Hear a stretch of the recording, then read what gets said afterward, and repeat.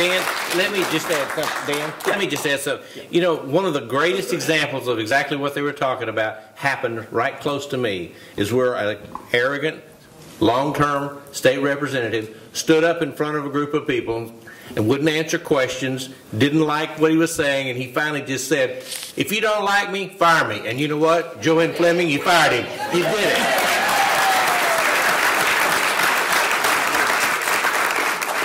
We're just going to work our way up. Go ahead. Yes, sir. Brett Baldwin, and I'm in the North Texas Tea Party up in Plano, Texas. And first off, I want to thank all of you for standing up for conservative values. Especially, I really appreciate y'all being members of the Texas Conservative Coalition. I've gone to your website. It's excellent. I was putting together a top 50 conservative bills that we wanted to see the Texas legislature pass this session. And I went and checked your website. You've got all 50 on your website. So my question is, and it's also for all the Tea Party members here to help support the Texas Conservative Coalition, get these bills passed, is what can we do to help you? Because, for example, I think most of us here are leaders of Tea Parties, and we've got hundreds, if not thousands, of members. I know for our group, we plan on working with Wayne and the Texas Conservative Coalition, first starting with Joe Strauss, because he's the one that gives the bill to the committee.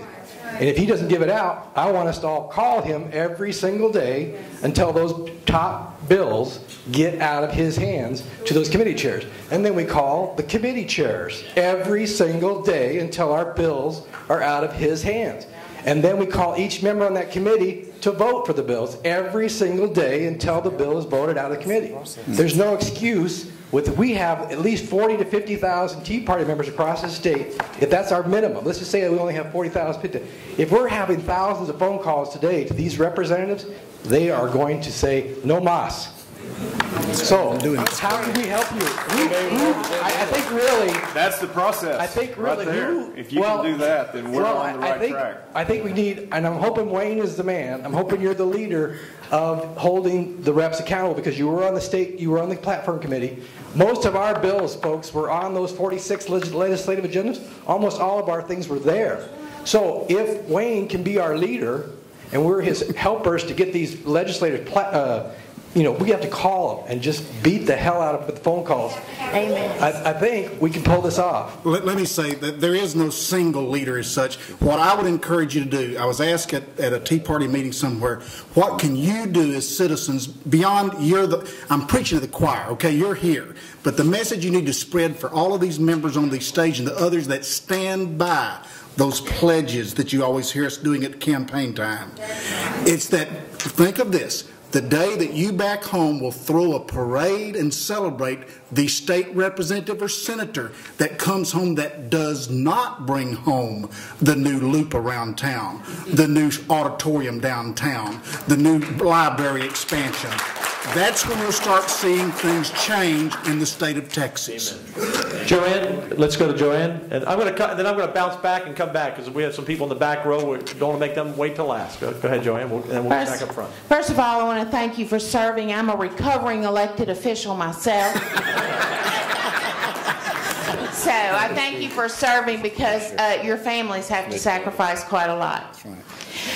I wanted to bring up an issue that I think that all of us are very, very serious about, and we must count the cost of illegal aliens in our state. I know that there are a lot of bills that have been filed to do exactly that, Representative Riddle. Yes. We're aware of another representative that's making fun of that, and we have him in our sights. Thank you. To call him. So anyway, and because I'm not a politically correct person, but I'm saying this. We cannot financially nor security-wise evade the issue of the cost of illegal aliens in this state any longer.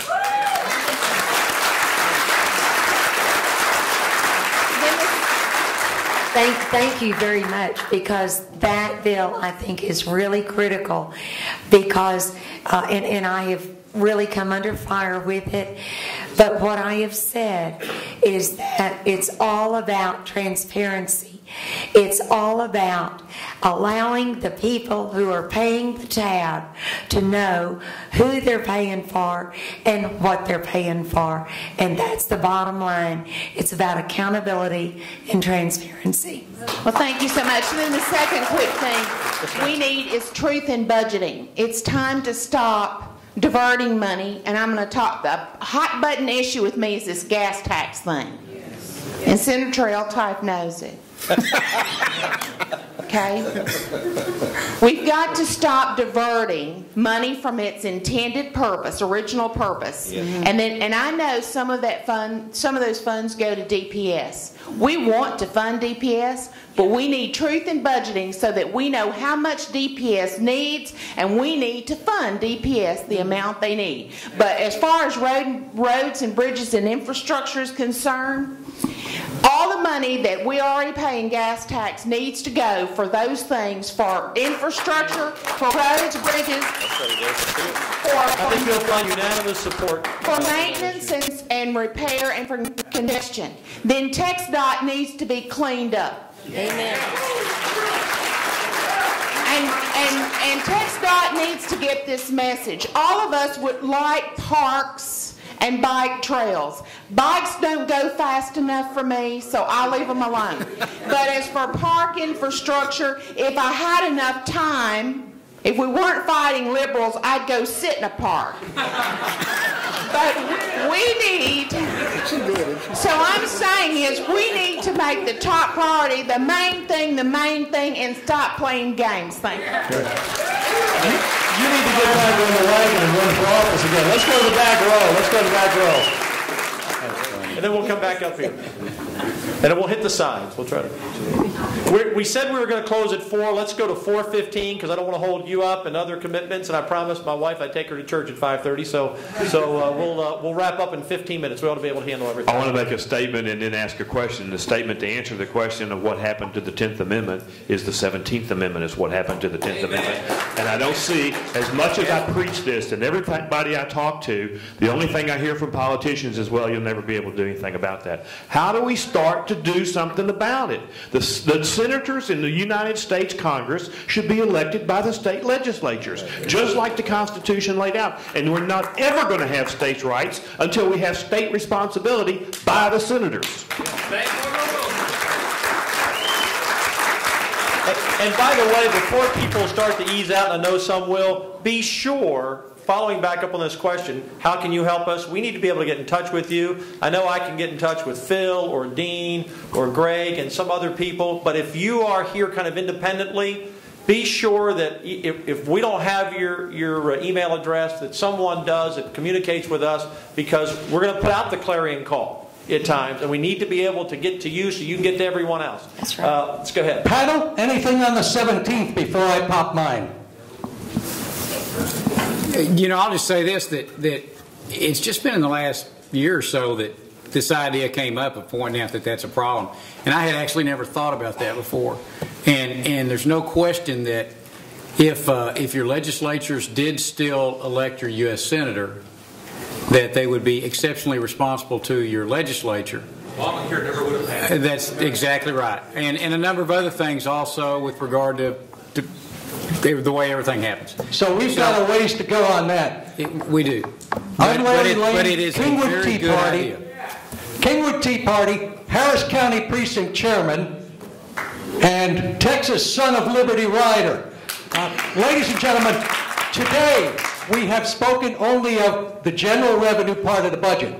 Now, Texas has defined revenue streams that go to defined segments of our expenditures. Is it time to consider unwinding the dedicated revenue streams and putting everything in a general fund to be allocated every session by the legislature? Anyone have any comment?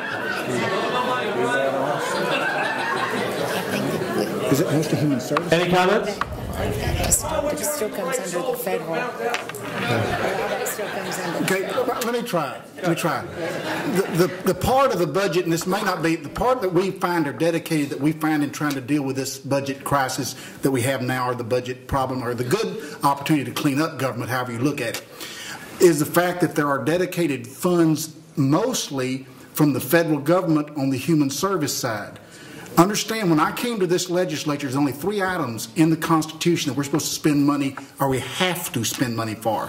One is public education, which I will justify that under the pursuit of happiness in the Constitution, how government can help children pursue happiness. Number 2 is public safety, which is prisons, police, Department of Public Safety. 3rd is transportation for whatever commercial purposes and transportation. That's it. But the politicians and people do not bring to the front. We sit here and argue over those 3 items, education, but the biggest, fastest growing part that was pointed out earlier is health and human services. And it will soon, it started at about 30% when I got here 15 years ago. It's now up to 45% with Obamacare. For the first time in Texas, the #1 place your tax dollar will go will not be to public education for our children. It'll be to human services. But, as my wife tells me not to, every time you say something as a politician about cutting this aid to single families, this aid to this aid to that, I become the target for every media outlet. How dare me cut this? And our society, and I'll shut up, has reached the point you cannot talk about single-parent households, which are a terrible detriment and harm to those poor mothers and those poor children that are most likely to be in the prison system, more likely to be on federal aid and state aid, until we address the human service side seriously as politicians. Then we're not going to save the budget problems we have. And most of that comes from CHIPS is required, we fund it. You've got Medicaid, we got to fund it. You've got emergency room care, we got to fund it. All from the feds. And that's dedicated funds. All right, we have other revenue streams coming in besides the sales tax. My comment has to do, my question has to do with redirecting those. Thank you. All right, thank you. And tying on to what Wayne said very quickly, I always say there are 4 groups of people, and we have all the money we need to help those 4 groups. Seniors who are in desperate need, who have no safety support, the disabled, our veterans who are mentally or physically wounded, and our children, because they should not be held responsible for the irresponsible parents. If you're not one of those 4 groups, get off your butt, get an education, get a job, and don't expect us to pick up your tab. Yes, I'm Gene Anker. I'm from Lago Vista, and I've got a real quick question. We're represented by someone from the opposition party. Are we wasting our time sending our complaints to her, or is there some other way that we need to get our grievances addressed? No, you're not wasting your time, because even if they're going to vote against it, they might all of a sudden quit really pushing and working it hard because they know you're paying attention to them. That's right. And so, no, believe me, it's a big, important thing. Actually, if I can add to that real quickly, I'm going to be real politically incorrect here, which is, I think I'm in good company because I haven't seen a politically correct person here today. I really congratulate y'all for that.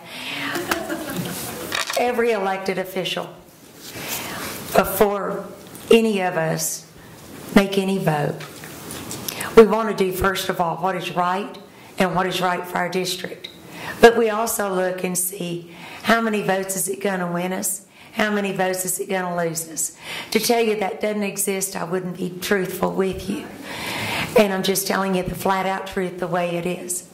And so your representative, if it's a Democrat, they're going to be doing the same thing. As a matter of fact, I think they're going to be doing it a lot more. So I think that you need to really communicate strong, get the numbers of the bills, find out what those bill numbers are, find out when those committee hearings are going to be, show up at those committee hearings, talk to the Republicans that are doing that, give them assistance, give them help as far as testifying and what you can do in those committee hearings. And so, no, you're not wasting your time, but I would keep on